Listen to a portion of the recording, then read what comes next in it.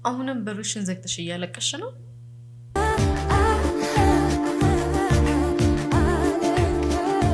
ሰላም ጤና ይስጥልኝ፣ እንደምን አላችሁ ውድ ቻናሌ ቤተሰቦች። ዛሬም በድጋሚ እንግዲህ በሌላ ቪዲዮ ተገናኝተናል። ልደቴን ካከበርኩ በኋላ በአዲሱ አመቴ፣ ለእኔ አዲሱ አመቴ ማለት ነው፣ ብለን በድጋሚ ጀምሬያለሁ ማለት ነው። እንግዲህ ይህንን እድሜን አሪፍ ለውጥ ማመጣበትና አሪፍ የህይወት ሂደት የሚሆንበት ብዬ ተስፋ አደርጋለሁ። ለዚህ ቻናል አዲስ የሆናችሁ ብጽዕት እባላለሁ እኔ። አዲስ የሆናችሁ ደግሞ ሰብስክራይብ በማድረግ የደውል ምልክቷን በመጫን ወደ ቻናሌ እንድትቀላቀሉ ጋብዛችኋለሁ። ኤኒ ኮሜንት ካለ ደግሞ ኮሜንት ማስቀመጫው ስር አስቀምጡልኝ። ቪዲዮን ከወደዳችሁት ፕሊስ ላይክ ግጩ። ወደ ዛሬ ቪዲዮአችን እንሂድ። የዛሬው ርዕሳችን የሚሆነው አትቸኩሉ። ለነገሮች ችኩል መሆን ነገሮችን በህይወታችን ውስጥ የሚያጋጥሙን ነገሮች ያበላሹብናል። መቸኮል የለብንም።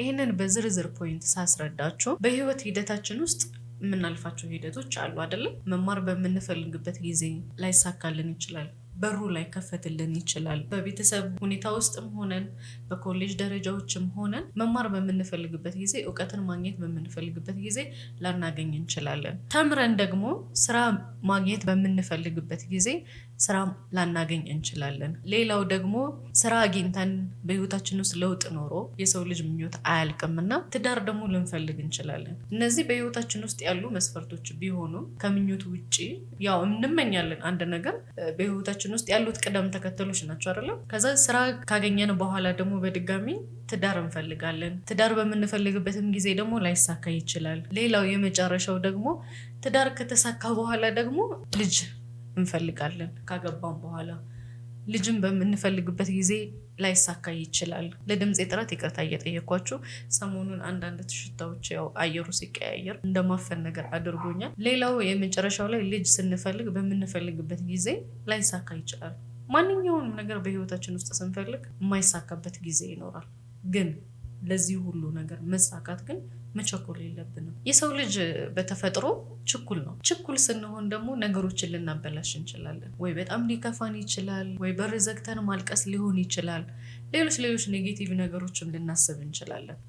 ግን እንደዚህን በምናደርግበት ጊዜ ምን ያህል ራሳችንን እየጎዳን እና ምን ያህል ነገሮችን እያበላሸን መሆንን መገንዘብ አለብን። ሌላው ደግሞ በህይወታችን ውስጥ ሊገለንና የባሰ ድክመታችንን፣ ችኩል መሆናችንን ሊያበላሽብን የሚችለው የራሳችንን ህይወት ከሌላ ሰው ጋር ህይወት ጋር ማወዳደር የለብንም። እኛ የራሳችን የሆነ መስፈርት አለን። የራሳችን የሆነ የምንሄድበት ወይ አለ። ያ ሰው ደግሞ የሚሄድበት የራሱ ወይ አለው።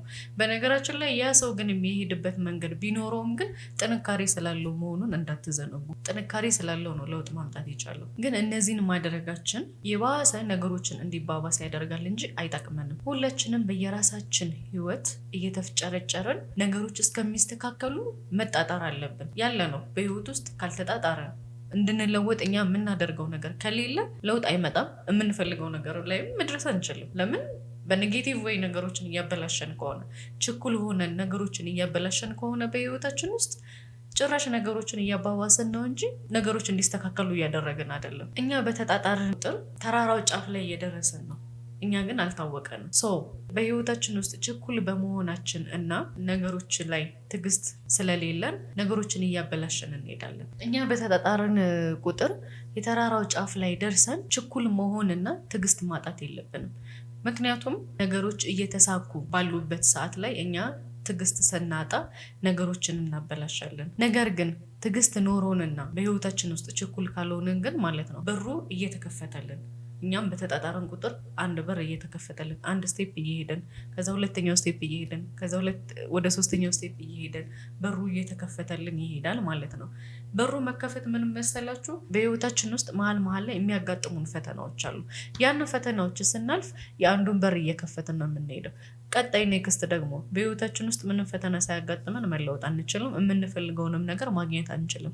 አሁን ለምሳሌ መማር ስንፈልግ ያለውን ውጣ ውረድ፣ ያንን 5 ዓመት የምናሳልፍበትን መንገድ ብዙ አይነት ነገሮች እናሳልፋለን። ቀጣይ ደግሞ ስራን ስንፈልግ የተለያዩ ማስታወቂያዎች አይተን የተለያዩ ውጣ ውረዶችን አልፈን ይሆናል የምንፈልገውን ስራ የምናገኘው። ትዳር ስንፈልግ ደግሞ የተለያዩ የተሳሳቱ ሰዎች ይመጣሉ በህይወታችን ውስጥ። እነዛ ሰዎች ሁሉም ግን ትዳር አይሆኑንም።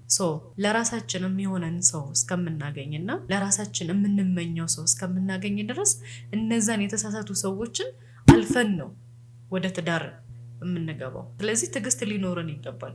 ትዳር ውስጥ ስንገባ ደግሞ ማለት ነው ሁለታችንም መተጋገዝ አለብን አይደለም? ህይወታችንን እየተጋገዝን እየኖርን በፍቅር በመከባበር እየኖርን ሁለታችንም በስራ እየተፍጨረጨርን ህይወታችንን እየለወጠ እኛ ትዕግስተኛ ሆነን ስንጠብቀው ልጁ ራሱ በጊዜው በሰዓቱ ይመጣል። በሰዓቱ ሁሉም ነገር ጊዜ አለው። ሌላው ደግሞ ማሰብ ያለባችሁ ነገር ማለት ነው በሩ ሲዘጋብን ለምክንያት ነው።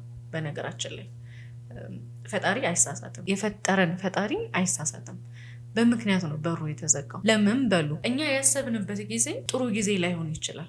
ያ ለኛ ያልተፈቀደልን ጊዜ ነው። እሱ ያሰበው ጊዜ ግን የተሻለ ጊዜ ነው። አንተ ያሰብከው ይሁን ብለን እኛ በምንፍጨረጨረው ነገር አትጣጣሩ አይደለም።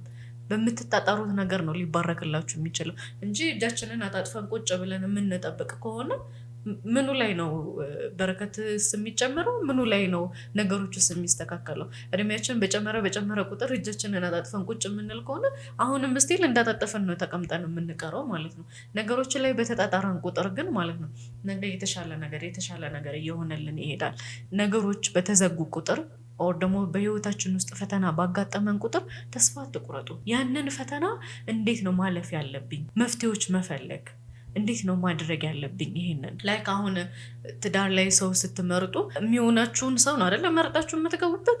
ያንንም ሌሎች በህይወታችን ውስጥ የሚያጋጥሙንን ፈተናዎች እየለየን ነው መሄድ ያለብን። ያንን በተጣጣርን ቁጥር ተራራው ጫፍ ላይ እንደርሳለን ማለት ነው። የለውጥ ጫፍ ላይ እንደርሳለን። ትዕግስት የሚጠቅመን አለመቸኮል የሚጠቅመን የምንፈልገውን ነገር እንዳለ በጊዜው እናገኘዋለን።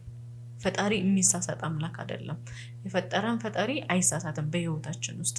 ነገር ግን በህይወታችን ውስጥ ትዕግስት በጣም ሞር ኢምፖርታንት ነገር ነው። ስንቸኩል ነገሮችን እናበላሻለን። የምሬ ነው የምላችሁ። ችኩል መሆን ማለት በህይወት ውስጥ መቸኮል ደካማነት ነው። በህይወታችን ውስጥ ስንቸኩል ነገሮችን እናበላሻለን ብያቸዋል አይደለ? አንዱ የድክመታችን ጎን ነው። ለምን መሰላችሁ?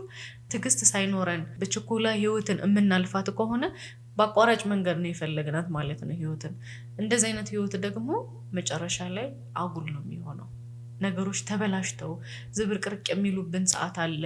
ባለመታገሳችን ብዙ ነገር የምናበላሸው ነገር አለ። መጨረሻ ላይ የምነግራችሁ ነገር እናንተ ብቻ መፍጨርጨር ነው ያለባችሁ። ፈጣሪ ያገዘናል። ሁሌም ከኛ ጋር ነው ፈጣሪ። ብቻ ምንድን ነው የሚጠበቅብን ከኛ?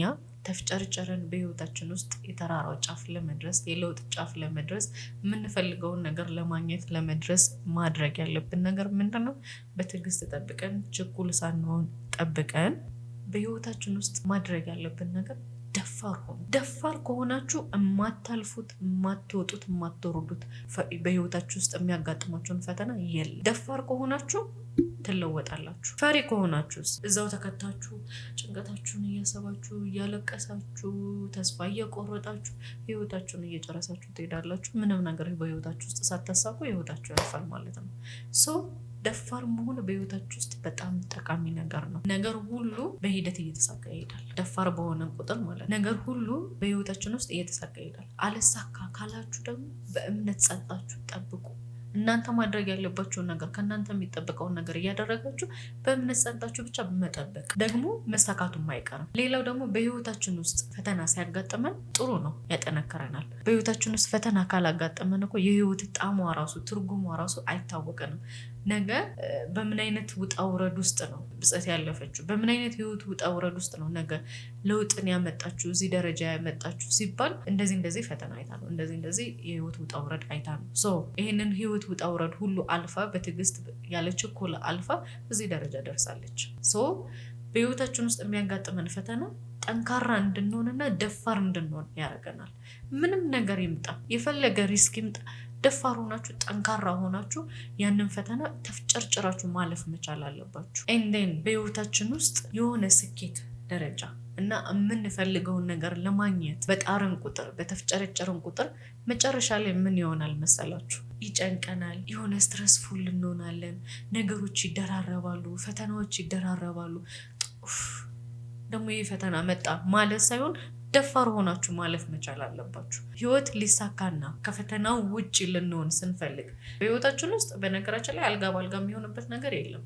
ዛሬ አሁን ባሰብነው መንገድ የሚያጋጥመን ፈተና እናልፈዋለን አይደለ? ህይወታችን የተሳካ ይሆናል። የምናስበውን ነገር እናገኛለን። ኔክስት ደግሞ ማለት ነው ሌላም ፈተና ያጋጥመናል። የሰው ልጅ ምኞቱ አያልቅም ብያቸዋል አይደለ?